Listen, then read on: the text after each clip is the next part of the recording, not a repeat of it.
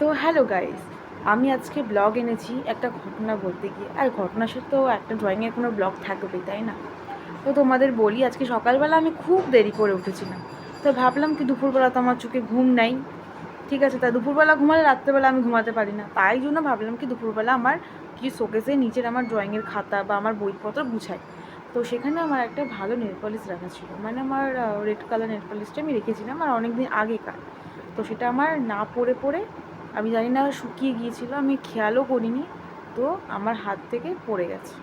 তো এই দেখো অবস্থা, ভেঙে পড়ে কি অবস্থা হয়েছে।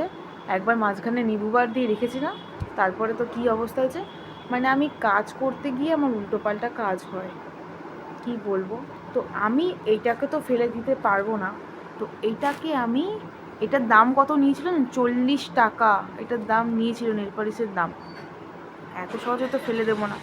এটা দিয়ে আমি একটা বাঙালি বউ তৈরি করব। কিভাবে তৈরি করব? অ্যাকচুয়ালি ক্লের সাহায্যে। তো তোমরা চলো, তোমরা দেখো কমেন্ট করে, আর কমেন্ট করো যে কীভাবে তৈরি করব। তোমরা তো অবশ্যই কমেন্টে, আর কমেন্ট কেন ভর্তি করছো না, তোমরা কমেন্ট করো, লাইক করো, কমেন্ট করো। আমি এত সুন্দর সুন্দর জিনিস বানাচ্ছি, কমেন্ট করো, অবশ্যই তোমরা কমেন্ট করো। আর নেক্সটে আবার দেখাবো বাঙালি বউ কীরকমভাবে তৈরি করলাম। তো চলো সবাইকে টাটা আজকের মতো।